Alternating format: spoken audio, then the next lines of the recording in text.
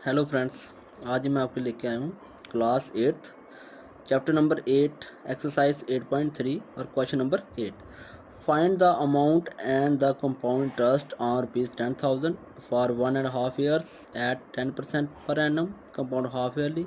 Would this interest is way more than the interest he would get if it was compound annually? तो आपने तो question में amount और compound interest निकालना है। इस प्रिंसिपल आपको 10,000 पर और टाइम है 1.5 ईयर पर और 10% पर एनम हाफ ईयरली, यानी पे हाफ ईयरली निकालना है। फिर आपको बताना है कि जो इसका इंटरेस्ट आएगा हाफ ईयरली, क्या वो जो कंपाउंड एनुअली निकालने के बाद जो आपका इंटरेस्ट आएगा उससे क्या ज़्यादा होगा। ठीक है, तो हम आते हैं क्वेश्चन पर। Solution principal 10,000, rate 10% per annum. ठीक है, पहले हम हाफ ईयर निकालना है। तो 10% पर एनम, तो हाफ ईयरली का मतलब क्या हो गया, उसका आधा कर देना 10.2, तो इक्वल टू 5% पर हाफ ईयरली। 5% हाफ ईयरली हो गया। टाइम था 1.5 ईयर, तो इसकी फ्रैक्शन थोड़ी तो आया 3.2 ईयर्स। तो 3.2 का मतलब जैसे ना 2 × 2 3.2, क्योंकि हमने इसको करना है, यानी आपको पता है कि हमारे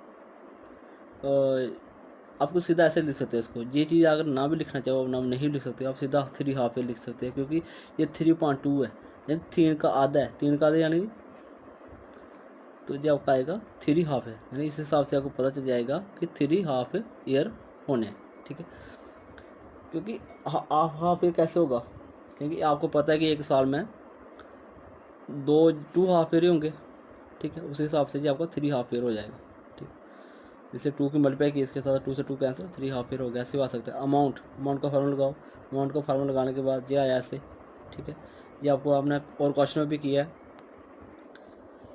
तो आगे हम करेंगे। देखो, उसको सॉल्व किया। सॉल्व करने के बाद आपको लास्ट में जो आपका अमाउंट बचा वो आया ₹11,576.25। तो हमने निकाला कंपाउंड इंटरेस्ट यानी CI। तो अमाउंट, इसका फार्मूला था अमाउंट माइनस प्रिंसिपल। तो अमाउंट हमारा कितना आया 11,576.25 माइनस 10,000, तो आपका आया ₹1,576.25। Now when the interest is compound annually, अब हम इसको कंपाउंड एनुअली निकालेंगे। ठीक है, कंपाउंड एनुअल निकालेंगे तो आपका उधर वो प्रिंसिपल टाइम रेट वो तो सेम रहेगा, लेकिन कंपाउंड एनुअली करना आपने। ठीक है, तो कंपाउंड एनुअली आपको पता है कि आपको जो टाइम है वो किस में है 1.5, यानी 1.5 ईयर है। तो आपको हमने बताया एक फार्मूला, जब भी आपका टाइम कोई फ्रैक्शन में होगा, देखो एक तो आपका वो 1 ईयर वाला है, यानी एक 1 ईयर एक हाफ ईयर है। हाफ ईयर वाला कैसे होगा, तो वो मैंने आपको एक फार्मूला करवाया है। तो उसके लिए हमें आपको एक फार्मूला बताया था। जैसे देखो, हमें ये अमाउंट इक्वल प्रिंसिपल हमारा 10,000 है ब्रैकेट। तो देखो ये फार्मूला है, यानी ये 1 ईयर के लिए है, सिर्फ 1 के लिए ये फार्मूला लगा 1 + R/100। ठीक है, लेकिन इसके साथ ही जब हमारा टाइम फ्रैक्शन में होता है तो हमें कंपाउंड एनुअली निकालना होता है। तो हमारा फार्मूला लगता है 1 + RT/100। RT का मतलब R/100 देखिएगा। टी मतलब जो टाइम होगा, जो फ्रैक्शन वाला टाइम होगा वो इधर लिखा जाएगा। तो देखो ये कैसे लिख दिया 1 + R आपका 10 था, और टी कितना था, टी हमारा जो टाइम है वो फ्रैक्शन में 1.2 है। तो हम उसको मल्टीप्लाई करके लिख दिया 1.2 और अपॉन 100। ठीक है, तो इसको सॉल्व किया, इनको भी सॉल्व किया, 10 से डिवाइड किया 10 100। ठीक है, इधर भी ऐसे हुआ, तो आपका ये आ गया। और इसको क्रॉस मल्टीप्लाई करके दोनों को ये आया, और अमाउंट इक्वल टू 11,500।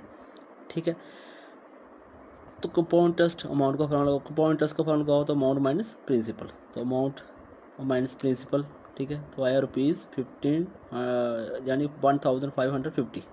ओके, उसके बाद अब उन्होंने पूछा था कि जो हमारा हाफ ईयरली से जो इंटरेस्ट आएगा क्या वो दूसरे इंटरेस्ट से ज़्यादा होगा। तो हाँ, देखो पहला हमारा वो इंटरेस्ट आया था हमारा वो इंटरेस्ट हमारा आया था 1,576.25, और ये आया 1,550। ठीक है, तो ये ज़्यादा हुआ जो हाफ ईयरली वाला, तो हम उसका डिफरेंस देख लेंगे कितना ज़्यादा। तो डिफरेंस करके हमारा आया ₹26.25। तो the interest in the first case is greater than in the second case, why ₹26.25। ठीक है, यानी 26.25 ज़्यादा होगा। Question number 9, find the amount which Ram will get on ₹4,096 if he gave it for 18 month at 12%, 12.5% per annum interest being compound half yearly, यानी कि amount निकाला आपने जो राम ने, यानी कि जो 4096, यानी कि उसको क्या दिया उसने, गेव फॉर 18 month, ठीक है। तो बताओ कि उसका कितना अमाउंट, फाइंड द अमाउंट, कितना अमाउंट बनेगा, ठीक है। यानी राम ने 4096 रुपये दिए हैं 18 मंथ के लिए, 18 मंथ, ठीक है। तो 18 मंथ के हिसाब से तो आपके ये बन गए यानी कि 1.5 ईयर्स, यानी 1.5 साल हो गया। तो इतने इंटरेस्ट पर 12.5 इंटरेस्ट पर दिया है, तो और कंपाउंड हाफ ईयरली दिया है, कंपाउंड हाफ ईयरली, यानी कंपाउंड हाफ ईयरली लगना है जी इनका इंटरेस्ट, ठीक। तो बताओ कि कितना अमाउंट बनेगा। तो solution, principal equal 4096, rate equal 12.5%, 12.5%, 12.5 को पहले किया हमने फ्रैक्शन की उसकी, तो आया 24 + 1 25.2% पर एनम, ठीक है। अब इसको करेंगे हम, अब इसको हम करेंगे हाफ ईयरली, यानी कि हाफ ईयरली, तो हाफ ईयरली का मतलब 1/2 से डिवाइड हो गया, जब 1.2 लिखेंगे हम तो इक्वल टू 1.2 मल्टीप्लाई 25.2, तो उनको हम 21.5 की 25 1 के साथ मल्टीप्लाई तो आया 25, और 2 की 2 के साथ आया 4, यानी 25.4% हाफ ईयरली हो गई है, ठीक है। तो टाइम 18 मंथ है, तो 18 मंथ के आप दिखाओ, देखो कितने आपके होते हैं हाफ ईयर। तो आपको पता है कि 6 मंथ का एक 1 हाफ ईयर होता है, तो 12 मंथ के 2 हाफ ईयर हो गए, तो 18 मंथ के 3 हाफ ईयर हो गए, ठीक। तो अमाउंट का फॉर्मूला लगाया, बाकी तो आप लोगों को समझ आ गया है। इसको सॉल्व करना है तो अमाउंट आएगा रुपीज़ 4930, ठीक है। यानी कि उसको 18 महीनों के बाद या 18 मंथ के बाद इतने पैसे उसको दोबारा मिल जाएंगे, ओके।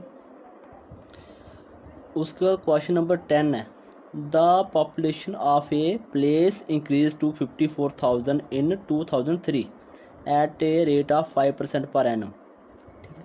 कि किसी जगह की पॉपुलेशन बढ़ रही है, ठीक है, 5% पर एनम, और वो 2003 में थी 54,000, ठीक है।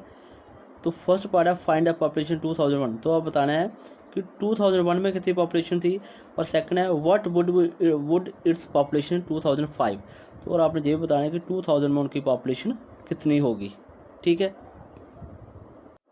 सॉल्यूशन, पॉपुलेशन इन 2003 में पॉपुलेशन है 54,000, रेट ऑफ इंक्रीज, तो इंक्रीज कितनी हो रही है 5% पर, यानी हर साल की 5% बढ़ रही है।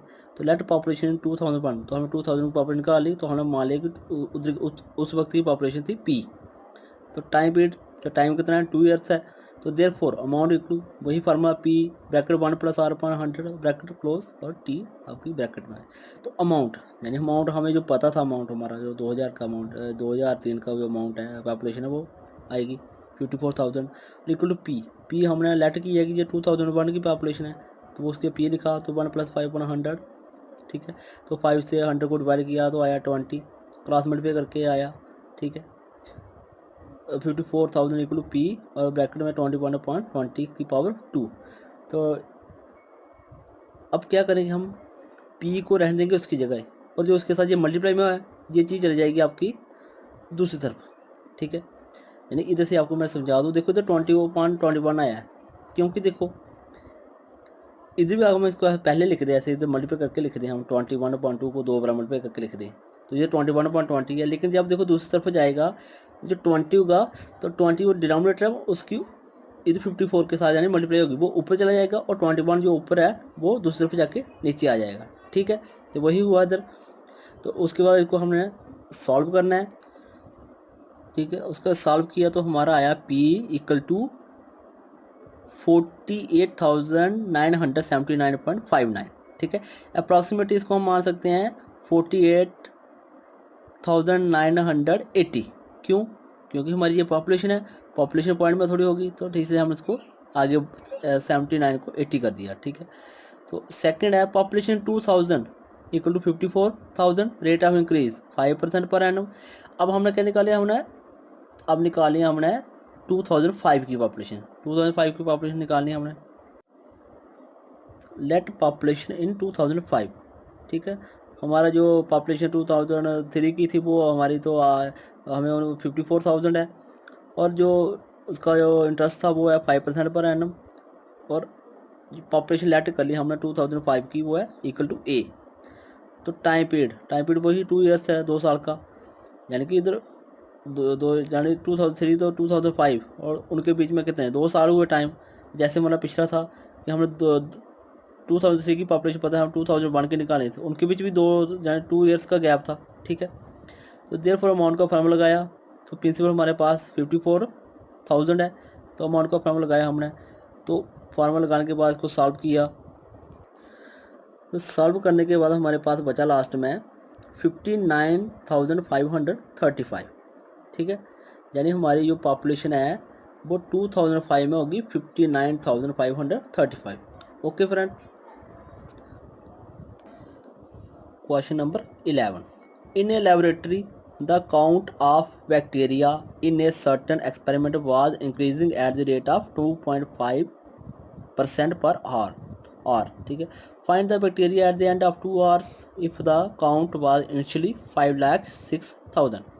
तो क्वेश्चन का मतलब है कि एक लेबॉर्ट्री में एक्सपेरिमेंट किया जा रहा है, तो उधर उन्होंने जो बैक्टीरिया का रेट है वो यानी 2.5% पर आवर, यानी 1 घंटे में 2.5% इंक्रीज़ हो रहा है, बढ़ रहा है।